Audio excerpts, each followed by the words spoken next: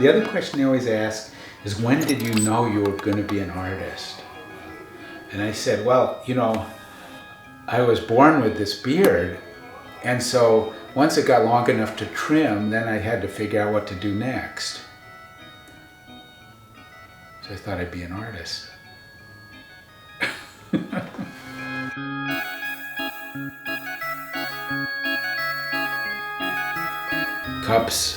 Cups are the individual as opposed to the group.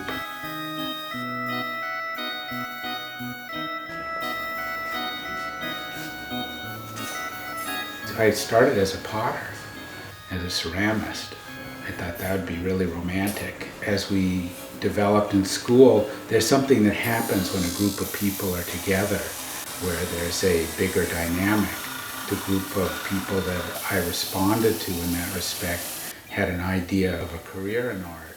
The idea of pottery was kind of limited, and it was limited partly in its expression, but partly in that you couldn't really make a living at it, whereas you might stand a chance making art.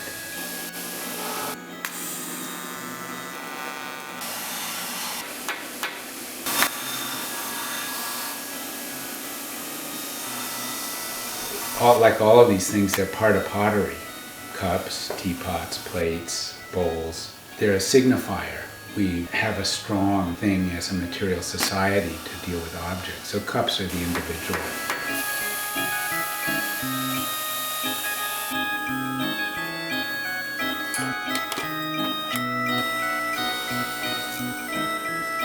Funny story is that my dad worked in wood.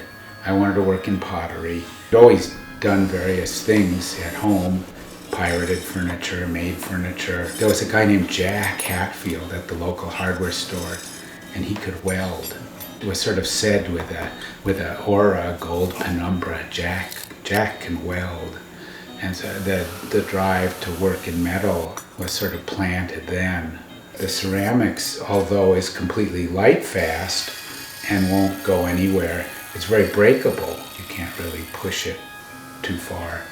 And I really wanted to see things pulled and very delicate against volumes. And then the metal really led that way.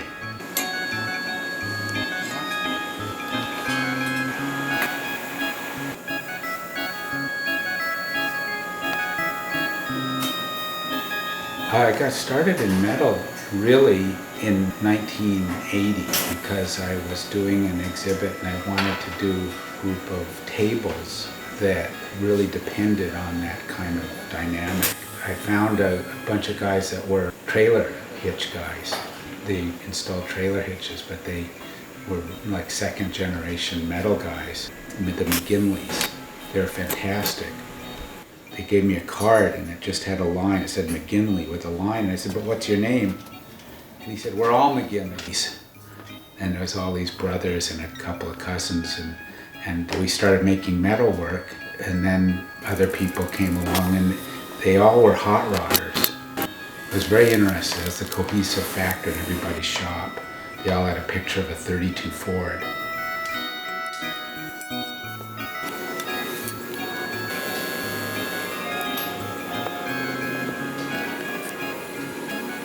I like prefab. I wouldn't call them prefab shapes, but I'd call them standard or modular shapes. The metal industry works off certain paradigms, as does wood. Wood has 2x4s, etc. Metal has tubing, round and square, and so forth. And so the challenge is to make something interesting out of these essentially rigid and predetermined shapes. I'm influenced a lot by car suspensions. I get a kick out of that kind of articulation, and so I often am making things that look like that or have a takeoff point on car suspensions.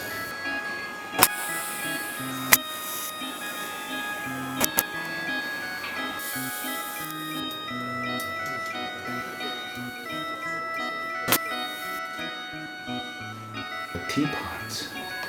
I like the teapot because it has the opposite of the cup. It's the center, it's the hub, it's the thing that's the group.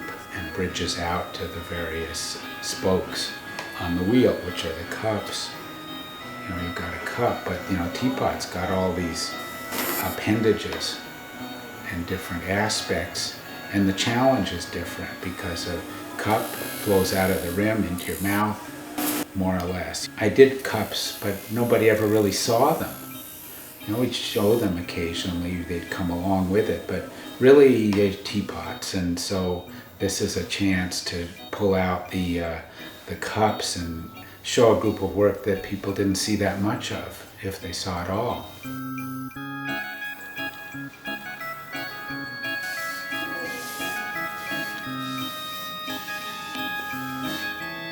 Artists supposedly have this romance, this aura of being wild and woolly, but we find that most artists are pretty straight, and that of course the actual survival in a studio is really dependent on some kinds of discipline, all kinds of, you know, of discipline.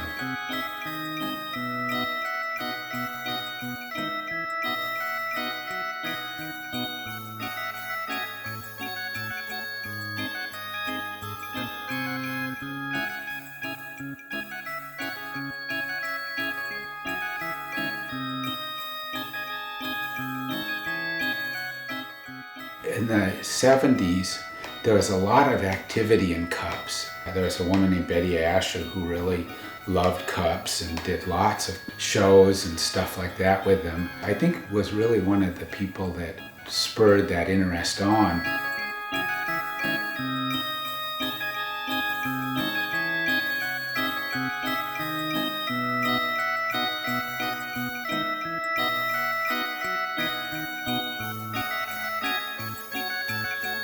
The cups are not as complex in their basic nature as the teapots. They have a single part, a handle, a cup, you lift it, you drink.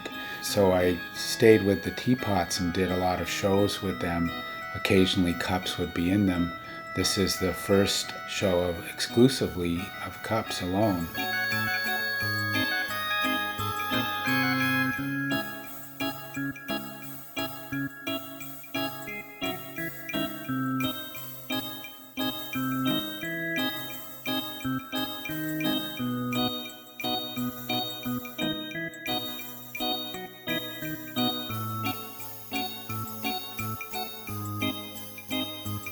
The big cultural references from Asia, and of course the peaches and the leaves. For some reason I think of M.C. Escher with those leaves because the branches are rods and they're straight and they're getting these kind of directional things, like he did those bird pattern things and whatnot that were kind of triangular.